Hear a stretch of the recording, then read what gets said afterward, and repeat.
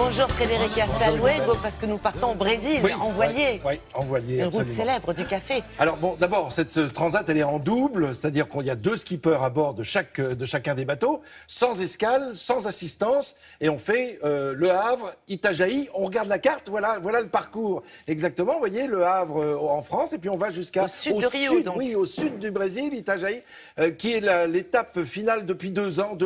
C'est la deuxième, puisque je vous rappelle que c'est tous les 2 ans cette course. Donc c'est la 2e fois qu'on va arriver à Itajaí. Alors évidemment, c'est tout à fait symbolique. Brésil, premier producteur de café, et Le Havre, premier port européen, presque mondial d'arrivée du café. Alors on ne sait pas vraiment qu'il y a eu une véritable histoire autour du café et de la ville du Havre. Alors absolument, vous avez raison. Alors d'abord, la ville du Havre est née d'une volonté du roi, le roi François Ier, qui décide de créer un nouveau port. On avait Barfleur qui était tout près, mais ça avait tendance à s'enliser avec la vase, tout ça. C'était pas facile de faire arriver les gros navires. Alors il demande à ce qu'on trouve un autre endroit, un havre de tranquillité. Voilà pourquoi le Havre va naître, un havre, ce qu'on appelait le Havre de grâce, parce que c'est là qu'on va créer ce nouveau port. Alors c'était un lieu a priori pas destiné à ça, mais on va s'apercevoir que très vite, on va pouvoir y installer non seulement des gros navires, mais aussi on va pouvoir y placer un avant-port, on va pouvoir y créer des constructions navales. Enfin bref, c'est très important. Je vous propose de partir tout de suite en direction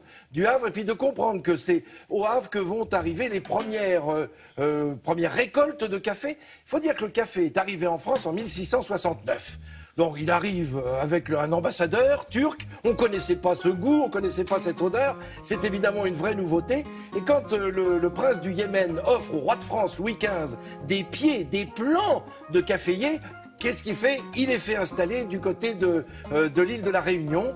Puis, il va offrir, Louis XV, 2 de ses plants à un navigateur. Et il lui dit, tu vas aller vers les Antilles pour essayer de les planter, pour essayer d'acclimater le café dans les Antilles. Et le voilà parti avec ces 2 plants.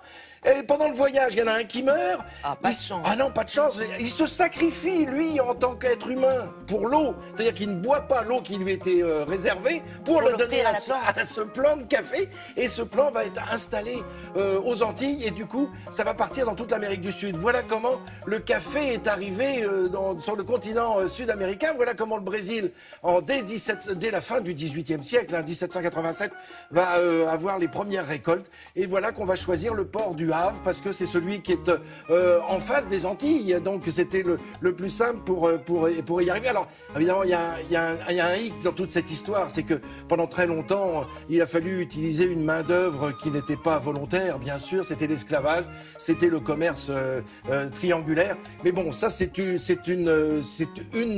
un des aspects très négatifs évidemment de cette histoire.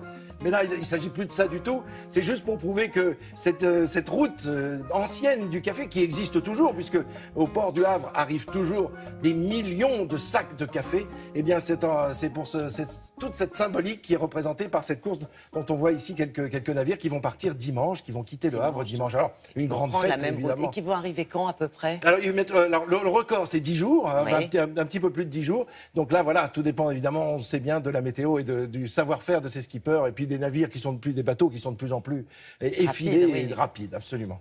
Merci beaucoup. Bonne route en tout cas à eux. Oui, bonne route à eux, effectivement. À tout à l'heure, tout de suite, un peu de pub.